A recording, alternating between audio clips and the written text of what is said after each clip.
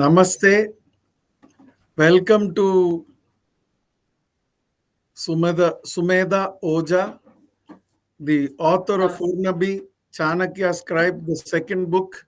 And this is the first time that the Veranda Club is doing a sequel in the successive week. So, This is such a lovely picture. I hope we catch it. The of picture course, on of screen course. with both you and me with the book. Yes, it is caught. Okay, It is wonderful. caught already. Okay. And So the launch of this book by you is very welcome. Thank you. thank you. Thank you, ma'am. I'm very happy to once again be with Sumedha ji from Geneva, Switzerland. And the book Chanakya Scribe is simply phenomenal. I must say that she's a very good narrator and she knows what she's doing. No wonder this is getting to be made into a movie, a TV serial, etc. This book can be read separately and also can be read as a sequel. It talks about the times connected with Acharya Chanakya and Chandragupta Maurya, the first big great emperor of, I would say, considering Indian history, modern India. I would not Absolutely. call it I ancient completely India. agree. I I would completely never agree. call it ancient India because Indian civilization is so old that even 300 BC would be modern India. And in this book, we get to see a lot of interesting characters, interesting instances, and happenings.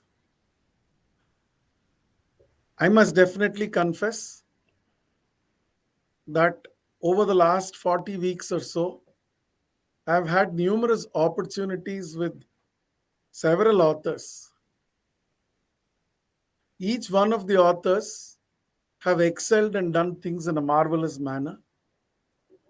Some of them, like Venkatesh Rangan, Sandeep Balakrishna, and Amit Agarwal, have shared a lot of details. Also, Abbas Verma, the author of Prithviraj Chauhan. Many of them are non-fiction. I've had the opportunity to deal with Sahana Singh, Sahana Vijay Kumar, Sai Swarup Iyer, Sai Deepak, M.R. Venkatesh, to name a few. So many, Aarti Agarwal, Ankita so Datta. many swirling writers. But I must definitely say that Sumedha ji's work is a cut above the rest. Thank you so Not to, much, Rajesh. Yeah, I'm very grateful for these kind words. they're not merely kind words, but they're based on my own experience reading the book. Thank you. Thank The you. You narration, make all the hard work worth it. Because I do a lot of hard work before writing. it's not So you make easy. it all worth it. It is not easy to come up with words like Vijigishu. Vijigishu means the conqueror, the one who's conquering the world. But just one thing which I want to show you, this is my table. And this is what is always there. Always. Whatever else I may be reading or not reading, this is always there. The second part is in Sanskrit. Arthashastra So with all the markings. yes, yes. So that is the non-fiction part of my work. So naturally, because I read the Arthashastra so much, it automatically gets translated when I'm writing fiction. So all those things will automatically come in because I then start living in that world. Oh, the first world that I started living in was the world of Chandragupta Maurya and Chanakya. And then I started living in the world connected with the Pallavas. And thereafter, I came into the world connected with the Cholas. And of course, the Vijayanagar and the Maratha rulers too. But nothing has ever fascinated me at a national level more than the Mauryas ever, and more than Chanakya himself. And he brought it out in a sterling manner. This book is full of excellent, good quality prose. The choice of words, I must say, are very, very fine. Thank you. And not only that, the plot is brought out in a wonderful manner. That is also because I love page turners. So I like there to be, suspense and action across the board whenever I'm reading. So I try to write like that, so that one should just turn the page to see what's happening next. That's my favorite genre. And since Mr. Casey was a spy and the whole thing is based on the spy Urnabhih, on the spy system, the Urnabhih, so it had to be a page turner. But I hope you also noticed one more thing about the plot which I would like to talk about. Both the books, I do bring in a lot of characters from the Katha Sarit Sagar. So here also one of the the major story arcs, one of them concerning the lady, the wife of the Saudagar, that is also again from the Katha Sarit Sagar. So that is one private entertainment, or you can say one of my private obsessions, that characters from the Katha Sarit Sagar must appear in all my books. Katha Sarit Sagar is a compendium and it made a lot of people wise, and that includes, at least I got a little smarter, if not, I did not turn wise because of that, but at least got a little smarter. But I must definitely say, Katha Sarit Sagar is definitely there, but your ability to narrate is second to none. Thank you, And Rajesh. This is very uh, kind of you. I very much because appreciate your I'm able words. to see that, Kamasundari and her sister, who runs the Apsara house in Pataliputra. And of course, the issues connected with Misrakesi and her husband, Pushyamitra Sunga. And you have also given us a taste of the Satavahanas, And you revealing. will get more of it. The sequels to these books are going to bring in a lot of the Satavahanas and the Sungas. So right now I've just planned book 3, but the sequels may just go beyond the Mauryans and over to the period after them. Because Because I find them fascinating, the Satavahanas as well as the Sungas. More the Satavahanas actually. the Satavahanas actually, if you look at their coins, I think you'll have those double mast ships on the coinage. They And were very fascinating in so many ways, and I also like it because of the Gatha Saptashati. That is another one of my favorite books, if you remember, written by Hala.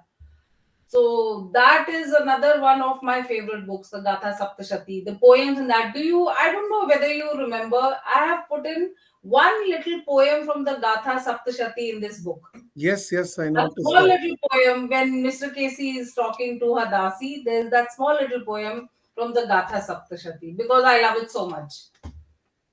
You have actually done it very well, where you brought out Mrilanali well, Kamala Kandala well, then Manjari well, then cracked the plot connected with Som, and of Yes. course Vijika. These are the characters which I hope the viewers of today and later will, lap it up while they read the book. And you This, will see much more of them. I was telling you last time that one of my inspirations is Acharya Chatursen Shastri. So naming this character Som is my tribute to him. It is my tribute to Vaishali Ki Nagarvadhu, because the hero of that book is called Som. So it is my tribute to Acharya Chatursen. And Vijika is my tribute to Sanskrit poetesses. Because it is said that Vijika was as good a poetess as Kalidas, but we have only very small, few little bits of her poetry which we can read today. We don't have much of it. That is why I have named this character Vijika. So I normally name all the characters with some very, a big backstory or something like that in mind, or my own tribute to the other people whose books I read, or whose work I admire. So I give my own tribute to them. So there is a history to the naming also. That's wonderful because, uh, normally fiction based on history is not very easy. I've had the opportunity to read a number of authors whose fiction is based on history. And there are a lot of challenges because you'll have to stick to the timeline when you complete the plot. Yes, yes. And you can't have things which are not supported by the material environment of that time. So I can't have a plot point where somebody is telephoning somebody else. It has Very to true. be confined to the material technology of that time also. So I have to know how much time is taken to do this, that, or the other, or for someone to reach from here to there. So all these things also, and they're very easy to kind of you can slip into the modern mode of thinking. But I have to consciously place myself in that past and think like that, and then have plot points only connected to the historical issues of that time. In fact, you have shown Samrat Chandragupta a little more in this book, bringing Yes. him out as a very handsome man. In 310, probably he would have been about 40 years of age, or maybe a little more also. I think around 40. I envisage him as, maybe late 30s or 40. I think his rule began in the year 321 and went on until 296, Yeah, perhaps. so 50 years, 25 years, and he was 25 years old when he became the king. So this is around, say, around between 7 to 10 years into his reign. Absolutely. So he is And a person, a young man, a king at the prime of his life. still has many more years left. Many more years left. And we are told that he moved over to South India after that and lived here for another dozen years at Yes, least. yes. So it's So not that he, he at the passed age away. of 50, he renounced the kingdom, and it is said that he went to Shravanbelgola and he became a Jain monk. And after that, after 12 years, he died through Sallekhana. Sallekana, fasting. After a Yes. period of 12 years, Acharya Bhadrabahu or somebody was with him at that time, I think. That is the story. And of course, I am glad I've had occasion to visit and take darshan over there, both of the Bahubali over there and where Chandragupta was supposed to keep his heart and where he was supposed to live. So I went to see all that. So it's very invigorating and exciting for a person like me to actually see these sites. I suppose that was the journey of Jainism into South India in a certain way. Actually, it would be older. It would be It older, would you be a think little so. older. But Yes. a large But way, yes, in a very big way, it would be because of the emperor himself coming yes, down south. that is very true. There are a That is lot of places in Tamil Nadu which are, named with the name Chandra. Like there's a place called Chandrapuram in the okay. outskirts of Coimbatore. Okay. So it's a very popular So village, how far would that be from Shravan Belgola? maybe about 250 kilometers. Okay, so it's quite far. Tamil Nadu has a lot of Jain sites because of the Silapadigaram, but all that belongs to a much later period, not this Sirapatikaram period. also Mani Meklai. Manimekla is a Buddhist text, but they belong to a much later period, though. But both of them actually I have found have Hinduism and Buddhism and Jainism, all three. Yes, yes, of course. All both of them, both Mani Meklai as well as Sirapatikaram. Absolutely, because Silapadigaram actually has an Indra Vila or a festival connected with Indra, where Kovalan gets to see Kannagi, the hero gets to, Madhavi, his paramour. So Rajesh ji, did you notice my tribute to Silapatikaram also? I saw this. You have brought out Yes. Tolkappir beautifully in this book. And Madhavi.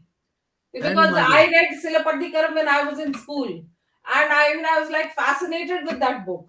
I read a Hindi translation, of course. I don't read Tamil, but I have always been fascinated by that book. So I could not, stop myself from giving that tribute also. So Madhavi is very much my tribute to Silapatikaram.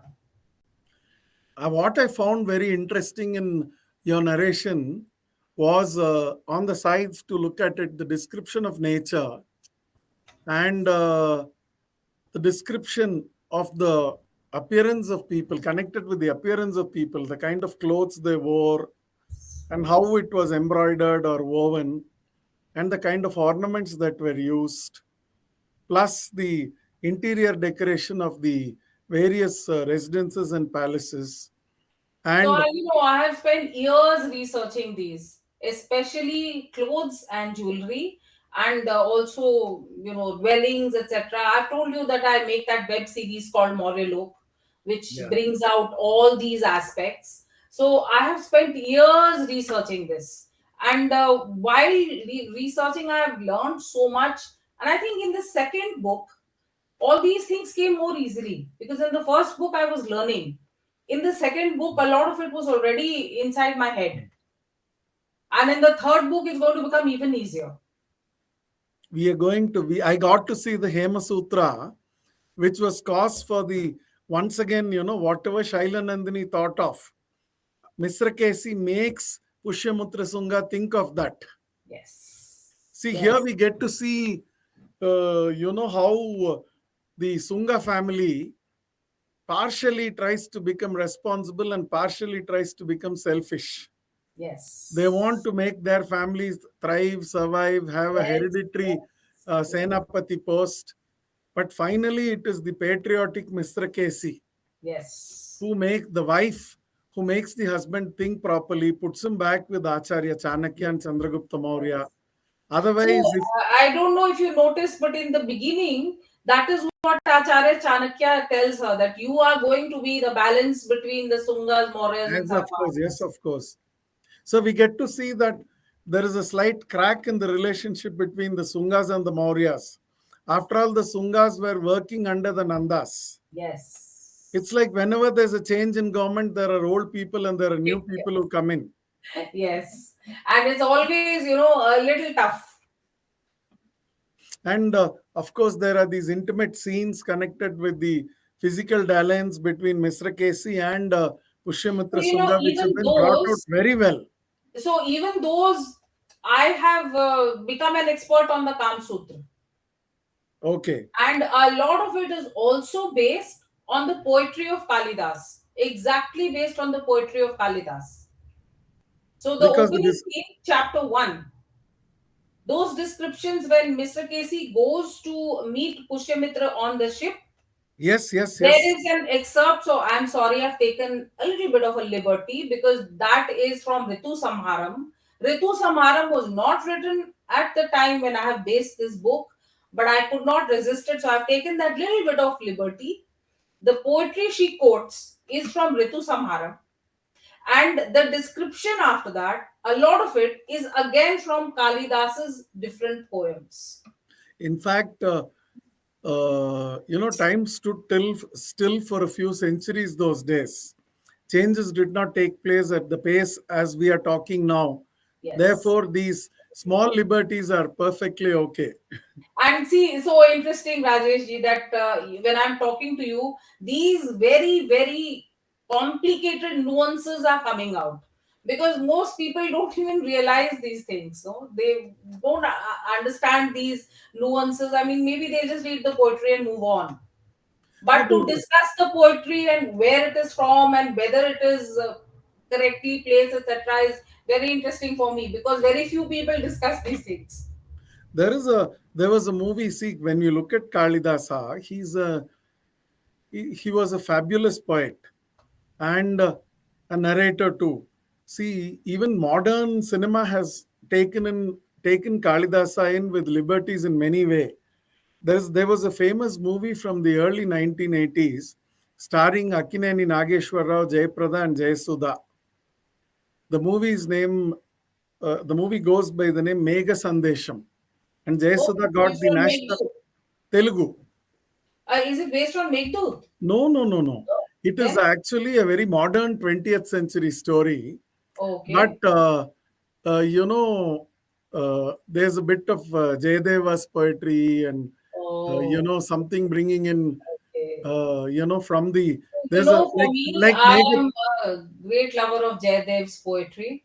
but I cannot put it in my books. It's far too late. Kalidas, I can take the liberty because Kalidas was around the Sunga period. No, here actually Jayaprada comes in as a Dasi dancer. So she Okay. dances, this song, Hey Priye Charu Shile. Oh, So, okay. so from the Ashtapadi perhaps of So Jayadeva. I must write down the names of these films so that I see. You said Megha Sandesham. Megha Sandesham starring Akkineni Nageshwar Rao, Jayaprada and Jayasudha. There's a very famous song, Akasha Desana, Ashada Masana, Merisedio Mehama. Now it is Ashada. In Telugu, in Tamil, we are yet to get into Ashada. So Akasha Desana is the sky. Ashada Masana, Merisedio Mehama, the cloud which gives the rain. This is sounding exactly like the opening shlok of Meghdut. Virahamo, Tapamo, Vidaleni Mohamo. This is the opening shlok of the Meghdut. So, see, if people have used it even in a concurrent period too. So therefore, Although, to be very honest, my favorite Sanskrit playwright is not Kalidas but Bhas. Mine is okay. Bhas. His Swapna Vasvadatta or his Pratigya Yogandharayanam. And if you notice, In fact, you've spoken yes, about yes, Yogandharayanam, I have made which deals with Misrakesi's Udayana famous. and Vasavadatta. Yes. And you brought out the plot beautifully. Like the plot to kill the emperor. And you brought it out in a very relevant manner. And also, the emperor wanting to lead the army in the northwest while trying to fight Seleucus Nicator. And it shows that, in spite of what has been brought out by you essentially is, in spite of the Sungas being so important and powerful, in spite of the Satakarnis being there, in spite of Misrakesi being there, you have shown that Chanakya and Chandragupta can exist all by themselves. The great emperor, handsome looking man, and his personality, how he comes in quickly and how he gets out, and how he talks, how he motivates people, and how, in spite of all the misgivings, I wanted him to be that kind of very grand presence. I didn't want to write too much about him. I wanted him to be somebody you see from afar and you are very impressed by him. Somebody grand and impressive. I did not want to write about him as I have written about the other characters, with intimacy and in detail. I wanted him to be this grand and distant personality who would completely overpower and overawe everyone around you. So I wanted the reader's experience also to be like that. Therefore, a few people do complain, readers, that why don't you have more of Chandragupta and why I don't think you have more of Chanakya? I suppose you're eligible and capable of doing a separate book on him. We I would can. like to see the emperor with his with the daughter of Seleucus, and also with Megasthenes. With That would be actually very interesting. I have toyed with that idea. Let's see. There are so many book ideas. So that, I really want to write about Megasthenes in the court of Chandragupta. Because some of the stories in the Indica are so funny that they would make for very good stories and people would, I'm sure, love reading them. So yes, that's a thought which has been around in my head, but there is only so much time and there are too many books to write, so I don't know. but a book on Chandragupta is most welcome because we've never got to see the great emperor only in this book we get to see him fleetingly and in a very attractive manner. He puts to shame all the other nobles, all the other generals, all the handsome men, all the clever and wise people. And for a second, he naturally had impressed Chanakya. Otherwise, the Acharya himself would not have chosen him. Yes, of course. And I don't know if you remember the last scene of the first book in which I have once described Chandragupta. So I have taken that description from the way in which Kalidas has described the scions of Raghuvamsh. So I've taken it from Raghuvamsham. And I've taken it from the description of the kings of the Raghuvamsh as described by Kalidas from Raghuvamsham. And Yeah. So, there are some very interesting things. Like, for example, if there's a king or a fighter, he's going to have lots of marks over here. They'll have And scars. yeah, and marks, deep mark here because of that dhanush, Yes, yes, the yes. dhanush and band. So Kalidas, this see, I have not seen such There people. will So be I have to marks on evaluate. the fingers and the There thumb will be and marks here, and there will be deep marks over here because that string will bite into the shoulder all the time. So Kalidas especially that describes it so Indians had well. the long bow. Yes. So he describes it so well. And when I read it first, it really struck me because I had not thought about those things. I do not normally see men who are using the bow and arrow. So these things don't come naturally to me. But for Kalidas, he saw those people and then he wrote about them. So that description of Chandragupta I took from Raghuvamsham. So I try to do these things with a kind of continuity that kings and of that time were described during that time by a person like Kalidas. So I want to have some kind of continuity with that when I describe them in today's books. And of course, the Rajesh ji, nobody will read those books themselves, so they may as well get little bit access through this. And I'm glad that you're sharing these details today because these details are not found in the book. You can't disturb the book with these explanations. Yes, I can't. Yes, yes. It's only in such forums that I can do it. And you are asking those questions, and you are the kind of discussant with whom I can discuss these things. In a very normal kind of book discussion, these questions don't come up. See, India has a very rich literary past. If you look at the works of Kalidasa, particularly Raghuvamsha, Meghaduta, then of course Ritu Samhara, all these works are marvelous pieces. Also Kumara Sambhavam. These are all marvelous pieces. You were talking about some of the designs on the textiles that I have written off. Yes, the They Uttariya, are how from the Kumar Sambhavam. The oh, they are from description of Kumara Sambhavam. Shivji, description of the costume of Shivji when he finally becomes the Dulha. First he comes in his own Shiva Vesh. Then later, when Parvati ji's mother faints, then he decides to become the beautiful groom. So Handsome man. then the clothes that he wears, I have used some of those descriptions also. Oh, from Kumara Sambhavam. Wow. Yes. See, Yes. we are looking at, you've used Ritu Samharam, Kumara Sambhavam, Raghuvamsham, and of Pratigya course Yogandrayanam, Yogandrayanam, which Vaswadatta. dealing with Udayana and Vasavadatta, the blue elephant, the bamboo elephant. Yes. You know how Udayana is enamored by the elephant, and he Yes. goes with his, musical instrument to His capture veena. the elephant. And he Yes. gets captured and he's taken away. So his instrument was called Ghoshwati. Goshwati, Yes. not a veena. It Maybe was a veena and he had named it Ghoshwati. Goshwati. Okay, Yes, okay. the veena was called Ghoshwati. It had a It proper was name. so dear to him that it was, there was a name and he was it was very dear to him. Ghoshwati. Goshwati. So I have a tiny veena with me at home. Okay, you Very see that. small one. Actually, if you in a picture, you'll not know whether it is big or small. It has to be placed next to the bigger one to understand it relatively. So Okay. Veena is a very popular musical instrument in the state of Tamil Nadu where we stay. And Okay. there are thousands of women or lakhs of women who play the Veena and thousands play it very well. So Okay. they connect it with the Swapna Vasavadatta very well. They would really understand that somebody can play it and attract. And Yes. say, and So also, that is Pratigya Yogandharayanam. The Veena story yes, comes from from Pratika Pratigya Yogandran. Yogandharayanam. Yes, yes, yes, yes.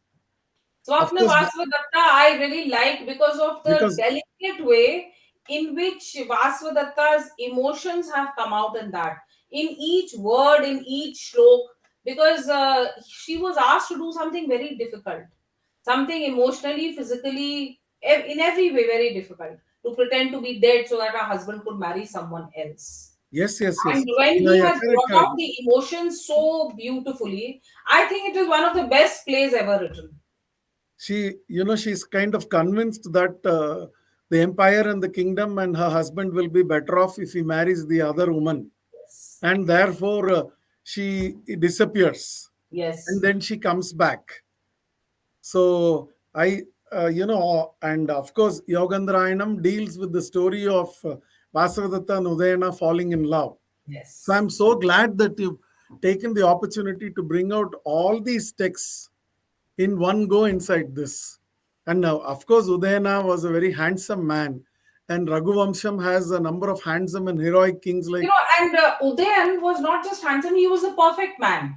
And in Absolutely. being perfect, he could do everything, whether it be archery or playing the veena or cooking, so all the 64 arts. So I have tried to bring out in these books all the time that the heroes are the masters of all 64 arts, which include so many things which we think today as feminine.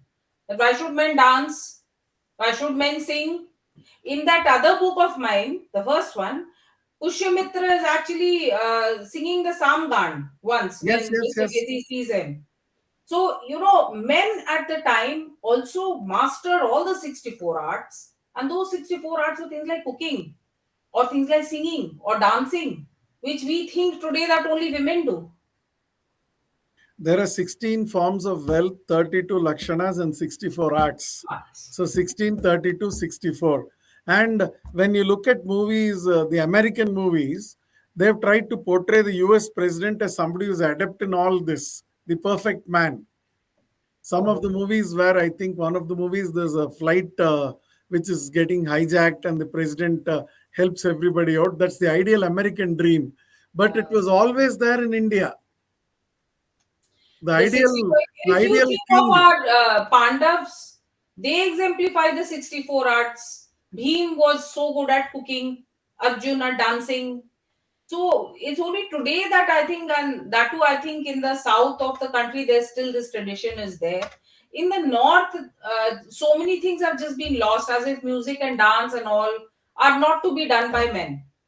I suppose it has to do with the frequent incursions from the northwest in the form of Islamic invasions. That is true. A lot of art and craft got disturbed.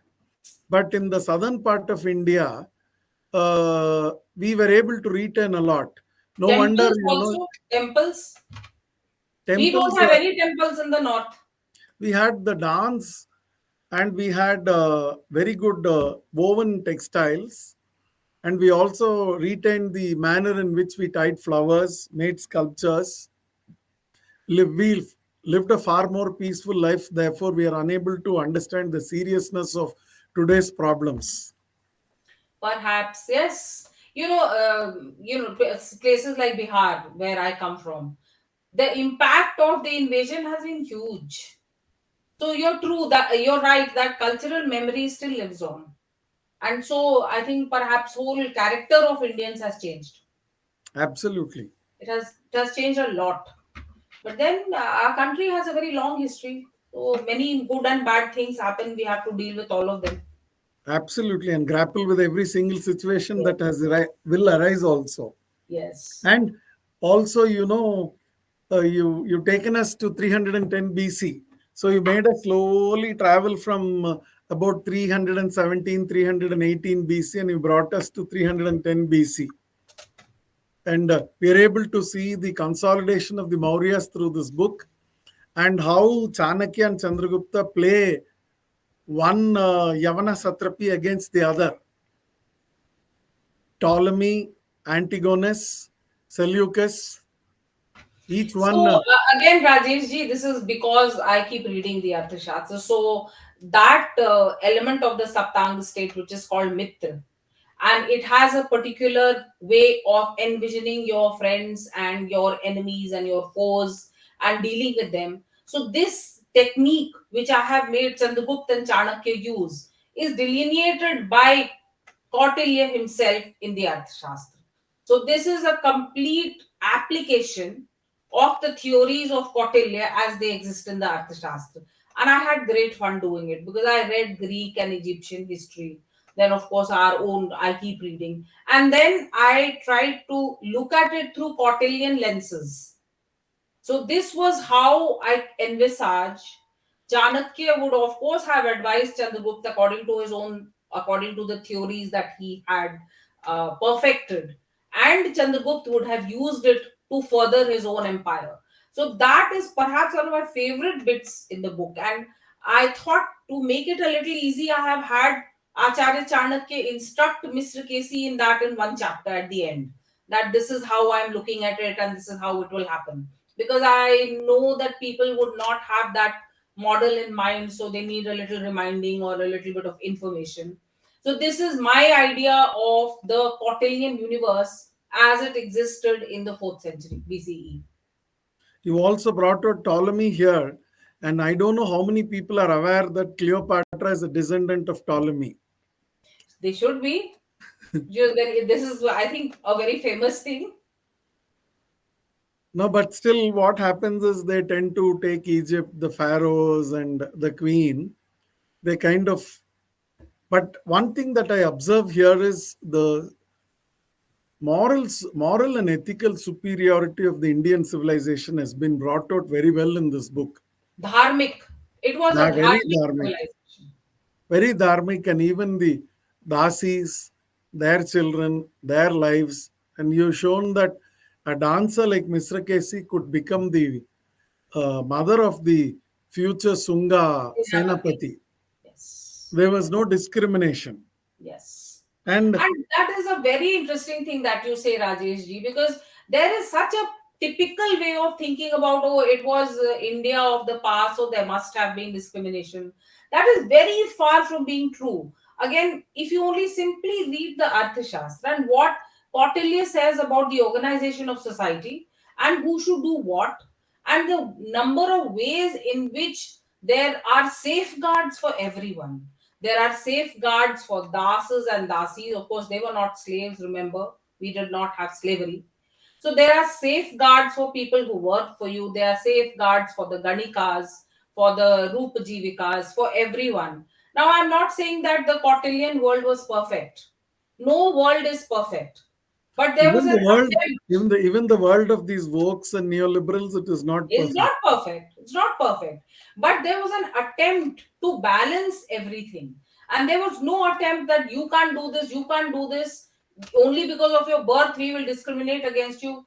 That could not be further from the truth.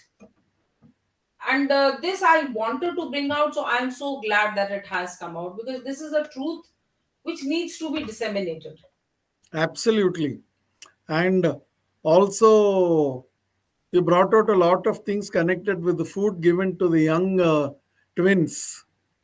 Yes. I was quite Oh, I had fascinated. fun. I had fun researching that. What did babies eat during that time? I had great fun researching I that. wanted to actually find out what it is exactly, so that that powder can be made mixed with honey and a little bit of milk and given to Yes. somebody, or Yes.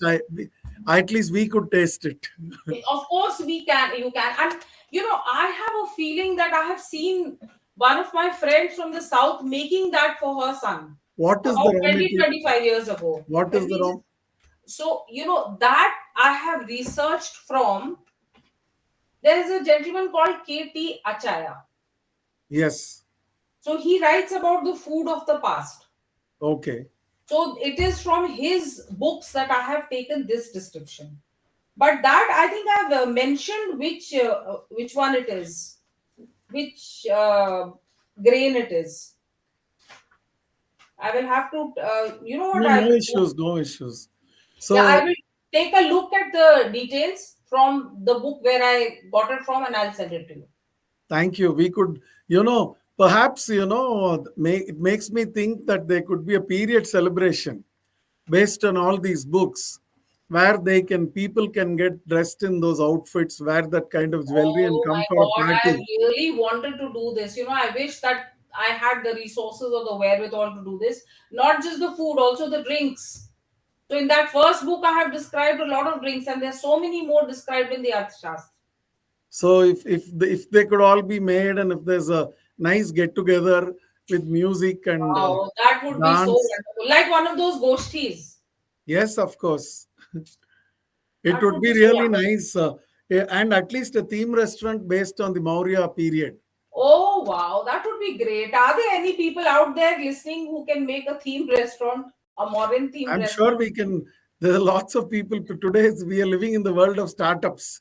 You Yes. suggest this to somebody and they'll do more research than Yes, all of us yes. collectively. There We is come back. one big hotel in Delhi called ITC Maurya, but it is very painfully not Mauryan. I've been there. It is very painfully not Mauryan. It was Maurya Sheraton once. So now it is ITC Maurya and it is not Mauryan at all. I've gone there. I've gone there. So, but It's this kind of restaurant, Mauryan themed, also the decor and furnishings can be Mauryan, the dress, as well as the food and the drink. I think it would be wonderful. All you yes. people who are Coimbatore also lots of startups, no? Yeah, Coimbatore has a lot of startups. In fact, the place where I'm speaking from, V-Room Studios itself is a startup connected with the media activities. And this is the first Okay. video at V-Room Studios for them. Oh, wonderful, wonderful. Very nice. So all the best and good start. And wishing you all the best. Thank you. Thank you. And also, I have this like, how do you pick the choice of words? Because some of these words are really tough to pick. And the For choice, instance, no, there are many words, not one. At least easily, any normal person might need to use the mobile phone and check out on the dictionary, but still it is enjoyable because through the flow we get to understand what it is. For example, also the Sanskrit words like Uttriya. We use the word, we call it as Uttriyam in Tamil and in Telugu. And this word Panam, Karsapana, then, Kakani, not Kakani. Kakini, Kakani. Kakani and Ardha Kakani. Ardha Kakini is And Ash. smallest unit of currency. Smallest is Ardha Kakani, yes. Ardha Kakini. Hmm. So, it'll be great to have some coins made, all these things can be sold as curios. If So people, we can have a full Mauryan world recreated. small If only items, we had the resources. no, we can make all these things as mementos and collectibles for children where if somebody wants to have a Mauryan kit, you give pictures, you can make But games. a little bit of a start has been made in doing this at the new Patna Museum. Oh, If wow. you get a chance, you must go there. I think it is one of the best museums in the country today. It was opened last year or the year before last, and they have done a lot of these things, interactive games, and Okay. they also have little bit few curios. It's very good. It's very good. Nothing on the scale that you are suggesting, but it's a start. No, people can sell clothes which look like that, jewelry which looks like that, and some coins which look like that to make it as collectibles for the kids. See, there Yes. are guys who are collecting all the Coke bottles, the caps of all those things. Yes. We have a big set of people who would like to collect, like the miniatures which come in the Asterix series. They are available for sale, 1,000, 2,000, 3,000 rupees per doll. Why can't we have a Chanakya? Why can't we have all these That characters would be displayed? so nice, Rajesh ji. I wonder. I mean, I don't know why nobody has this idea and nobody cares to do this. I don't We know could how. possibly let us try and see, maybe at the Veranda Club. I'll discuss with my team and see if Yes, we please could do. create all these characters, Yes, yes, have them yes. on display, in a nice setting. Yes, And and so with very authentic dress and jewelry and everything should be authentic. So it would be so wonderful. I mean, I would be the first one to buy a Chanakya and Chandragupta doll. absolutely. And also, looking at the Sugang Prasad. Prasad, yes. A Sugang, model of Sugang Prasad with Sugang those Prasad. terraces, different crocodile terraces, etc., etc. Yes, of course. Beautiful. And a model of, you can have a game based on the city of Pataliputra. You have, given a map which shows how people, where they are. You can create a game based on that. Yes. This idea actually I have been playing around with. There was a team of people who got in touch, but somehow nothing happened. It didn't take off. I It mean, should be a they physical lost interest. game with some dice or something. You play, you go from here to there, and you get something and come back. You could become a spy in the story. All this sounds so exciting, Rajesh ji. I wish we could actually do all that. It is possible to do today. It was not possible some years ago because of advancement of technology and communication facilities. All these ideas are very much within our arm's reach. Let us try something and It see. sounds like a dream, and if anyone is interested in doing this, I will give all the help possible. We could, like, just as how you have this miniature village or city somewhere in Europe, I think it's in Belgium. Similarly, you can have miniature of a Pataliputra, Yes, of a why not? Kannauj. Yes, exactly. Why not? See, we can have a complete theme park of, the Satavahana period, the Wow. Mauryan period, the Chandela period, Khajuraho, how it got constructed. And particularly, looking at Bimbisara, Ajatashatru, a lot can be done. A A lot of lot can be done. And immense what possibilities. the thing which comes through with all that you're saying is that we have not either understood, appreciated, or exploited our history at all. Look at people with 100 years. This country exists for 200 years and it thinks it has a history. You could And have look some. at us. We exist since the mists of time. And we have not been able to appreciate or love it as much as we should. That love is missing. For people to get a real feel of it and get transported to that era, they could use augmented reality on one side and Oh all my these God, things that here, would be and it will so be wonderful. wonderful. Because I'm in touch with this professor in Rome who does these things for ancient Rome. So he sends me stuff of augmented reality and 3D stuff for ancient Rome, and I think, oh my God, why not Mauryans? But then see, he has that much of money and resources at his command. Absolutely. We should also try to seek either through crowdfunding or through placement of resources from interested people. And there Hmm. can be rewards for people like that.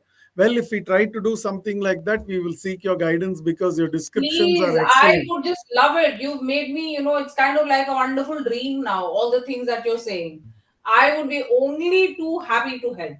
And I do have a lot of, authentic information because now I've studied that part of our history in such detail that anything you ask, I will be able to put my hands on it or it will be in my head. That's wonderful. Let us hope to do something productively. I would love In that. addition, not that this is not productive, it is only because of the productive nature of these two books that it will be possible to move forward. And also,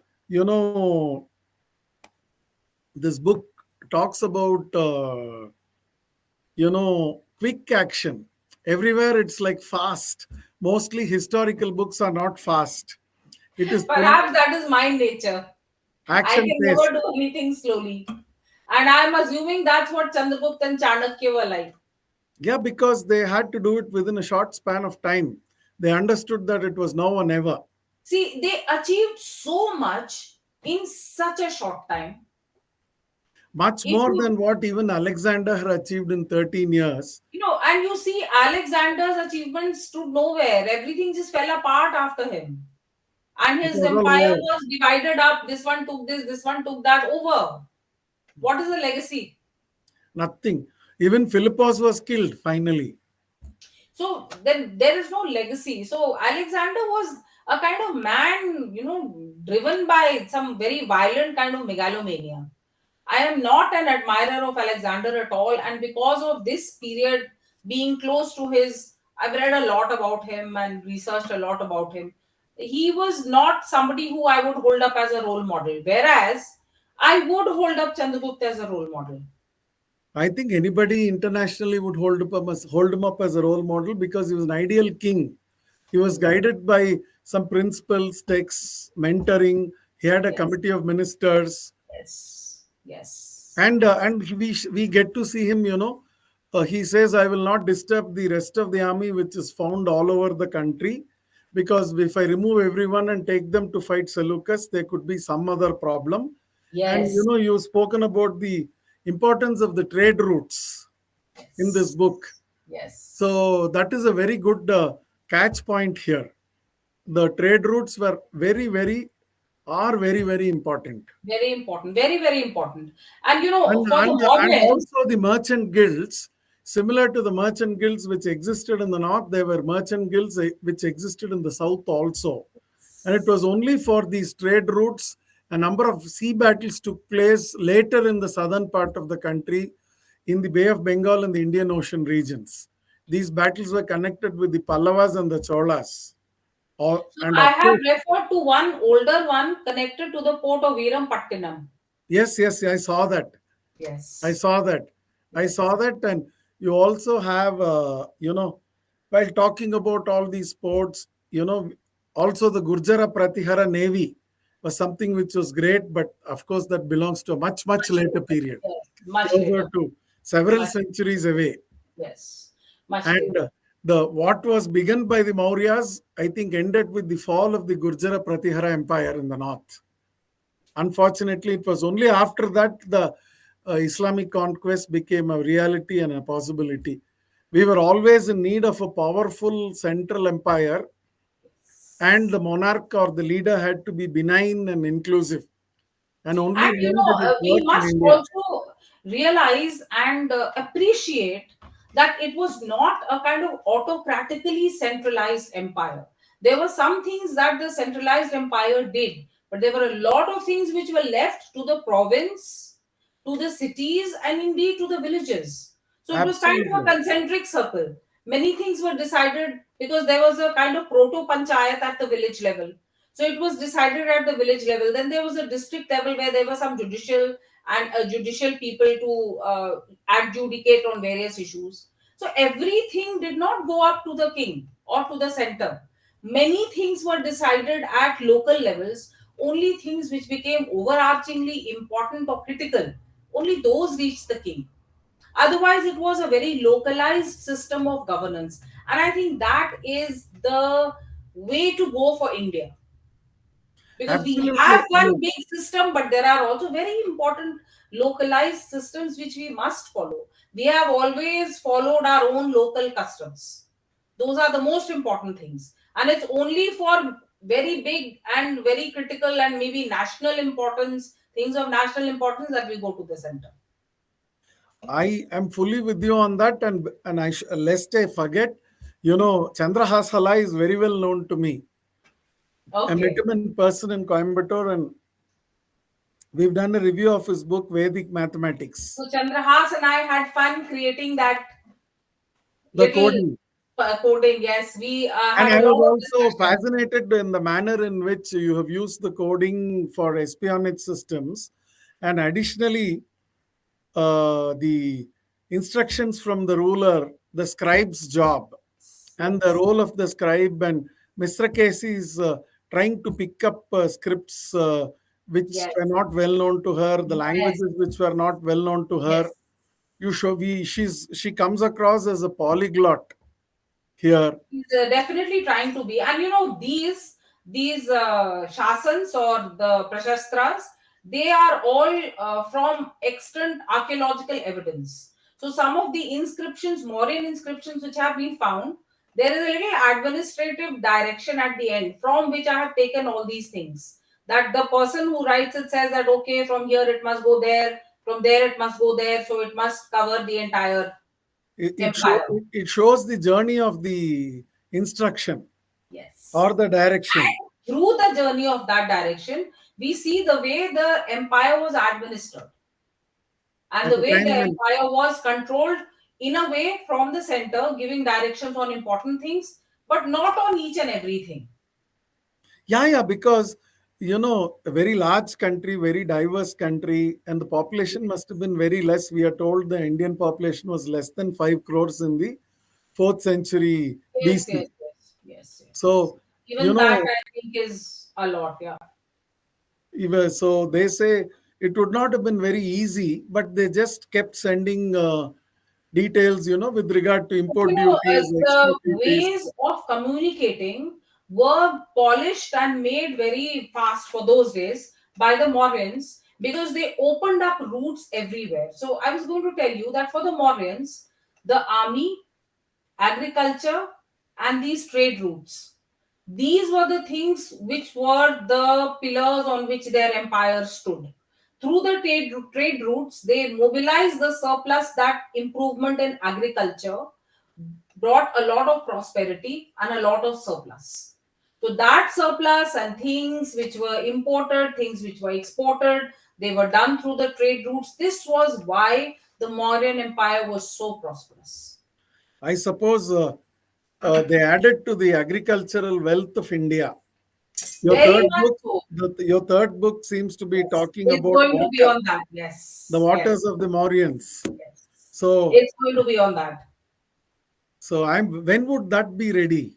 Oh, I have not started writing it yet. I am plotting it right now, researching and plotting. So maybe a year or so. Maybe a year or so, yes. I seriously look forward towards that because Thank you, thank you. uh, Coimbatore is a city which is known as the ecological capital of Tamil Nadu because there are a number of NGOs connected with the preservation of water bodies, rivers, lakes, and subjects like poisoning the drinking water sources have always been spoken about in history.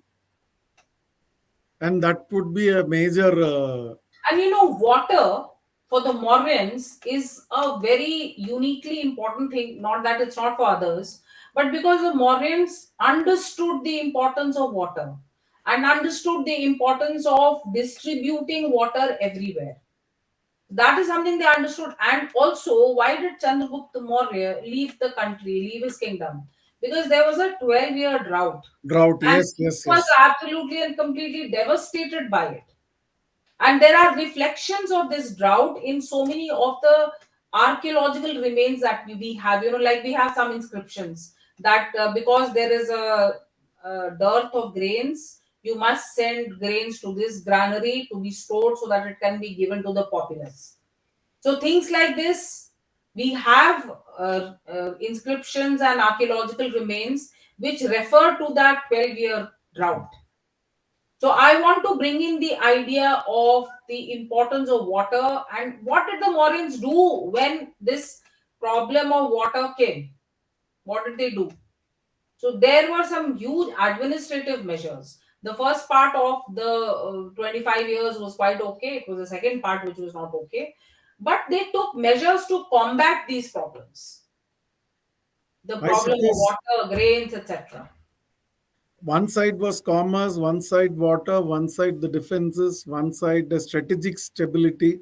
Strategy is something which will have to evolve for the future. It's on paper, but tactic is something which is the need of the hour that very moment. I think Acharya And Chanakya was good with strategy I and wish tactic. that today people would read Acharya Chanakya. In fact, I did a series of lectures on how to use Mitra, the ways in which strategy is delineated in that ang of the Saptang state, how to use it today. It is an excellent tool for today's multilateral and plurilateral world. Absolutely. So it really needs to be used, and I think that well, people are I waking up. suppose India is using it a lot more these days than before.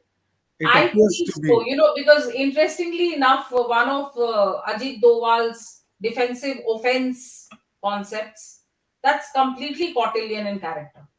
Absolutely. Yes. So yes, our dear first Prime Minister, Mr. Nehru, had made it a point that no, we shall not use any Sanskrit text ever in India because they are all old, useless, exploitative, Brahminical XYZ. So it has taken us time to get out of that mindset. Actually, you know, his background and his experience did not give him an opportunity to understand that. When we look at his book, The Yes, his Discovery whole of India, education was, yes, his he talks education was about messed he up. talks about the burden of a civilization. He considers history, culture, civilization, and tradition to That's a be burden. a burden on the shoulders or the minds of a person. He mentions that in his book. I totally disagree with him, 100%. Actually, it is not a burden. It is like you're just It's a carrying it in your strength. mind. It's It's the an root of asset. your strength. It's an asset rather, and not It's a an asset. liability. It's an asset. Definitely. But hopefully things are changing and people are actually see. I also feel people are now learning Sanskrit at least a little bit. When I started doing Absolutely. all this 15, 20 years ago, it was people thought I was a mad woman. But today, a lot of people are doing it. See, Samskrita Bharati is offering 10-day classes. So it would be easier for people anywhere in any part of the country to read your book and to Yes, understand the Sanskrit terms with ease. yes, Not many absolutely, efforts would be required. absolutely, absolutely. So, thank you so much for your time, and thank you so much for unraveling the facts connected with the book, like your references to Katha Sarit Sagar and Swapna Vasavadatta or Yogandhriyavanam, and also to facts connected with the Satavahanas, then the trade routes, agriculture, water, bringing out Chandragupta in a very beautiful manner, so that we get to see him, I suppose, a little more in the third book. I'm not sure. For in this series, Chandragupta will remain a towering but distant figure. But in Absolutely. the next, if I write about him, then maybe, then I think more about the person and then, get into his character and write. But here I want him to be that far off, towering presence which kept everything together. In this series, he's like that. He is like a pole star. Yes, and he will be far away from you, not come very close to you. He's like the pole star, and we get to see Chandragupta actually through Chanakya. Yes, And yes. that's the best And way to look at him. I wanted to show that Acharya Chanakya running this whole empire would be really very busy. So he doesn't have so much time to spend even on somebody who he thinks of as his daughter. Very So true. that's why he is also a little, distant. Unless situation becomes very, very emergent and tense, then it's a different matter. There's one more person in history in the south, but much much later, maybe about 1800 years later. Tenali Ram. No, not Tenali Ram. The Then, minister of Sri Krishnadevaraya, Salva Timmarasu, who was known as Appaji, Oh, was yes, yes, supposed to yes. have been a very, very Appaji Timarasu. Yes. Appaji Timmarasu is supposed to have been a very, very intelligent and smart Are man. there any books about him that you can recommend?